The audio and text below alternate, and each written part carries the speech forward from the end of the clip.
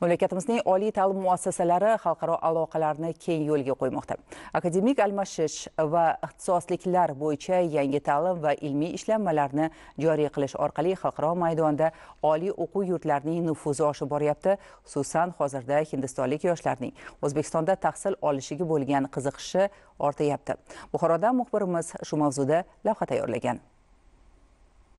Davlatimiz rahbarining tarixiy tashabbuslari bilan bugun ta'lim tizimi xalqaro standartlarga mos tarzda yuksak rivojlanmoqda. Bu o'z navbatida mamlakatimizda ta'lim olishga intilayotgan xorijlik yoshlar safini shiddat bilan ko'payishiga xizmat qilyapti. Xususan birgina Buxoroda Amerika Qo'shma Shtatlari, Rossiya, Xitoy, Belarus, Hindiston, Janubiy Koreya, Turkiya, Malayziya, Pokiston, Bangladesh kabi qator davlatlardan yoshlar kelib tahsil olishmoqda. Jumladan Buxoro davlat tibbiyot institutida o'qiyotgan xorijlik yoshlar soni joriy yilda 2000 nafardan oshdi. Ularning teng yarmi hind talabalari hissasiga to'g'ri keladi.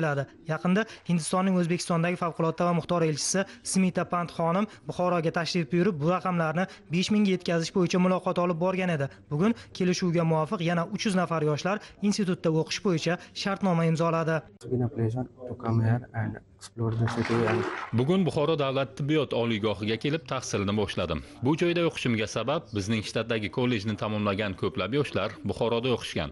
Ular bizga shu dargohni taklifini berishdi. Kelib ko'rdik, sharoitlar juda a'lo darajada. Tibbiyot ilmini o'zlashtirib, yetuk mutaxassis bo'lishni maqsad qilyapman. Shu vaqtga qadar Buxorodagi oliy ta'lim muassasalarini har yili 1000 nafarga yaqin xorij talabalari tamomlaydi. Ma'lumotlarga ko'ra, bu yerda olingan bilim sabab xorij yoshlari o'z yurtida maxsus sinovlardan muvaffaqiyatli o'tib, turli lavozimlarda samarali faoliyat yuritmoqda. Ayniqsa, tibbiyot yo'nalishida hind yoshlari yuqori natijalarga erishishyapti. Abu Ali ibn Sino nomidagi Buxoro davlat tibbiyot institutida bugungi kunda 25 ta davlatdan 2000 dan ortiq chet ellik talabalar tahsil olish boshlashdi. Hurmatli prezidentimizni ta'lim eksportini oshirish bo'yicha bergan topshiriqlari asosida mana bugungi kunda 2000 dan ortiq chet ellik talabalardan tushadigan institutimizga ta'lim eksporti 6,5 million dollardan ortadi.